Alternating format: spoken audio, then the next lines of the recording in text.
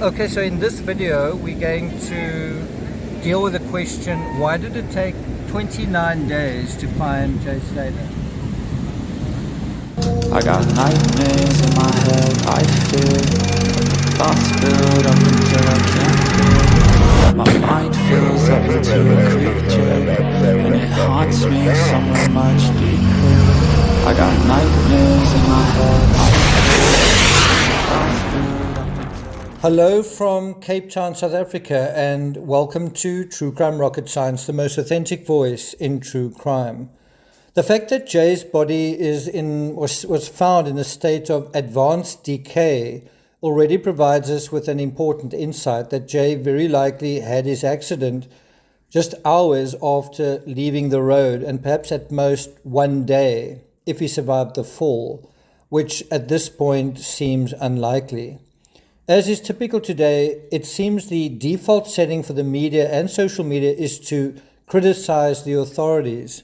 In this analysis, I want to deal with that criticism at face value. I will then follow that with my own critique of this question, which is based on, I think, insight. It's based on covering close to a dozen missing persons cases and writing books on about half of these as well. Before we get to that, if you haven't already subscribed to the channel, please do. Welcome to the hundreds, actually thousands of you who have subscribed. Thank you for joining this channel. If you find this analysis worthwhile, please like, share, leave a comment. You can also hit the thanks button, and let's get started. So we are going to start with an overall assessment of the Jay Slater search, and then we'll go into my insight, what the value that I bring, I think, to this case. So the first question, why did it take so long to find Jay? Well, 4 weeks actually isn't that long. There are some bodies on Mount Everest that have been there for decades. The search for Kaylee Anthony went on for 6 months.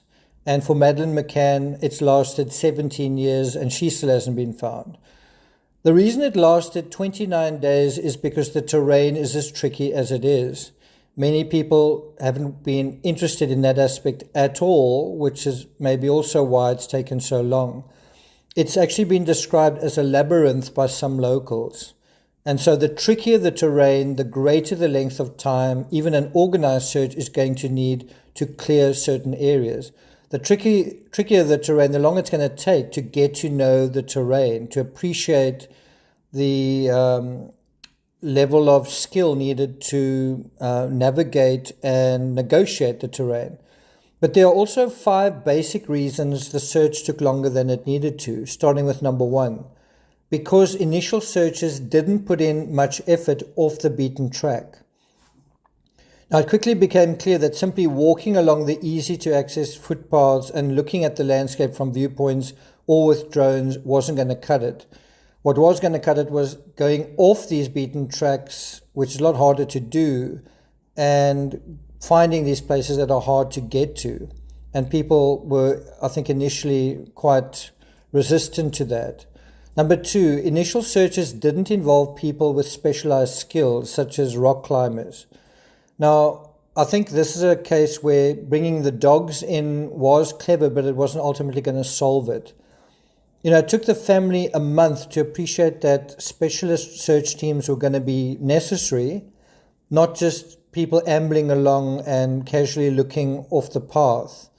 Dogs, yes, that was always going to be important, but what they really needed to bring onto the scene was professional rock climbers. If you just look at the scenery, you can see it does call for that. Number 3, it appears a rock climber found Jay, not dogs. Now, I'm sure dogs played a role.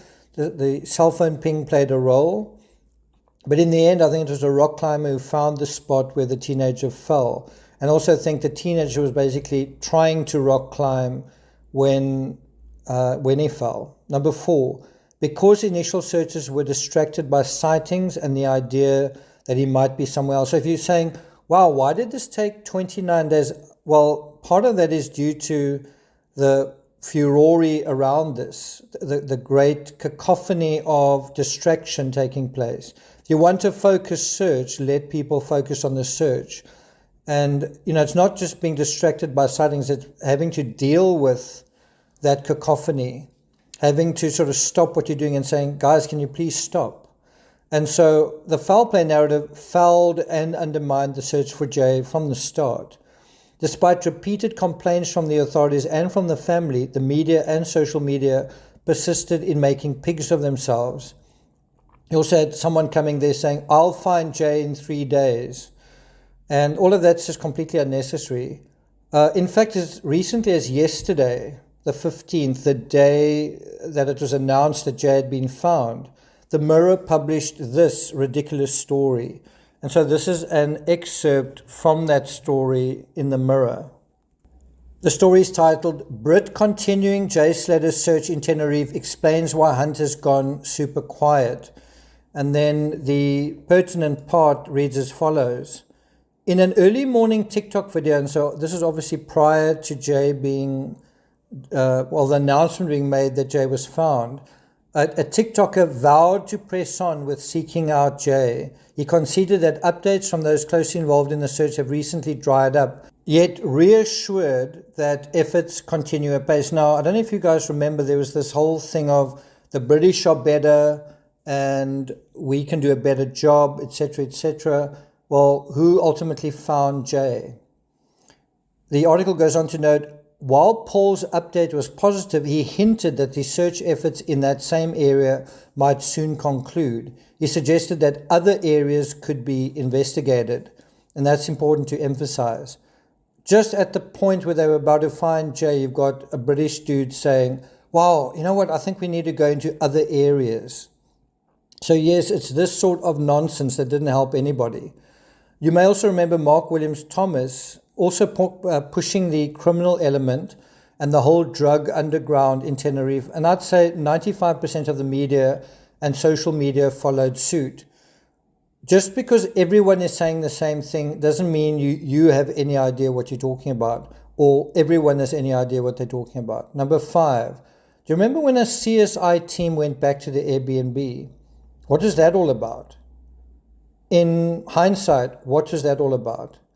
How did that help find Jay? And the answer to what was that all about is it was because of the clamor around the Airbnb dudes, who you may remember the cops said they cleared early on. But because of that clamor, the resources went that way. The search for Jay was distracted in terms of that area. And again, the media, social media, and TikTokers knew better, did they? And that brings us to the TCRS position on the Jay Slater search. Now, ordinary people, this is my view, seem to generally have no clue about missing person searches. And I must say, when I started investigating them, you realize, wow, this is actually a lot harder than it seems. It is easy to become impatient. It's easy to be inconsistent, where you say, let's look here, let's look there.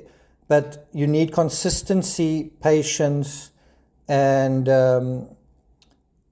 critical thinking. You make these errors because of this ignorance. So people tend to be critical, but based on a position of ignorance, not based on a position of insight. They also pay the least attention to the most critical aspects. What were the most critical aspects in this case? The terrain and the fabric leading into the final critical moments. It doesn't help if you say, I don't believe this, I don't believe that. We saw this writ large in the Nicola Bully case. How long did it take to find her? 3 weeks. What did the media and social media decide in that case? Well, they filled the knowledge vacuum with foul play nonsense, and many are still adamant today that there was foul play in that case. It just shows zero aptitude to know how to approach these cases. And this is the part I really want to emphasize. Most of all, I think ordinary folks seem to have no idea how difficult it can be to find someone in asymmetrical natural terrain, in other words, wilderness, terrain that we're not sort of used to moving in. For example, water, jungles, and mountains. We're not used to searching where line of sight, our primary faculty for looking at things, is limited. If you think about all of us, we sit where we are, we look at our cell phones, we look online, we're good at looking in that way, in a very direct, obvious, oversimplified way. We're very bad at looking for subtleties, for things that are somewhat nuanced, where it's not absolutely clear.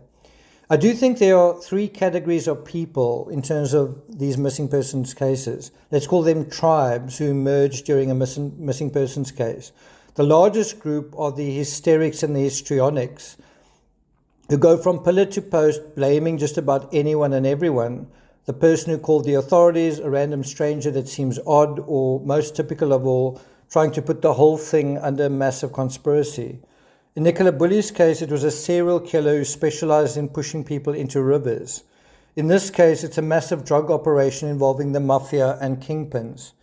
I said from the start, Jay was simply never a high enough value target for any of that to even compute. So why does this case matter so much? And I think it does matter. It has a symbolic importance as well. The reason why it's so important is that it asks the question, can you discern reality? This is a situation, can you tell what is really going on with incomplete information? You don't know where Jay is, but there are certain things that you do know, and there are things, some information you're given, you know what to do with it. And it's so important because we are always going to if we are always going to gravitate towards sensational ignorance.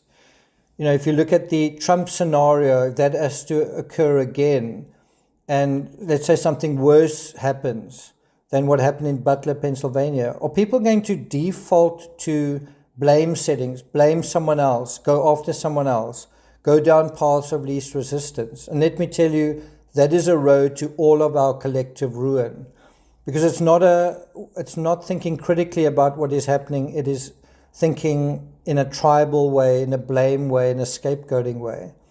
So I would like my community to be part of the solution, to learn to think critically. I hope you have during this case. I hope those who have followed me have seen, well, this is how we need to deal with this. Learn to think critically in terms of others, in terms of yourself, and in terms of what's going on in our society. Stop giving in to mindless conspiracies. Stop empowering people who have no real credibility, no real education or skill.